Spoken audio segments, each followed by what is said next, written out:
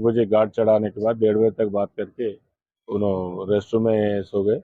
वो मिसफायर हुआ, हाथ कैसे लगा क्या है नहीं मालूम, लेकिन मिसफायर हुआ, उनको इंजरी हुआ, हेड इंजरी हुआ और उनको इमीडिएटली उस्मानिया जनरल हॉस्पिटल को लेके आए। इसमें हम ट्रीटमेंट चल रहा, थोड़ा तो क्रिटिकल है। अगर थोड़ा चांसेस है तो हम डॉक्टर्स के अगर बोले तो बाहर दूसरा हॉस्पिटल को भी शिफ्ट कर दे। वो मिसफायर हुआ है, फिलहाल तो वही इन्फॉर्मेशन है। हम लोग केस दर्ज करके तहकीकात कर रहे हैं। साहब ये मिसफायर कहाँ पर हुआ सर ये? कबूतर खाने के पास पुलिस आउटपोस्ट में जो गार्ड है वहाँ पर।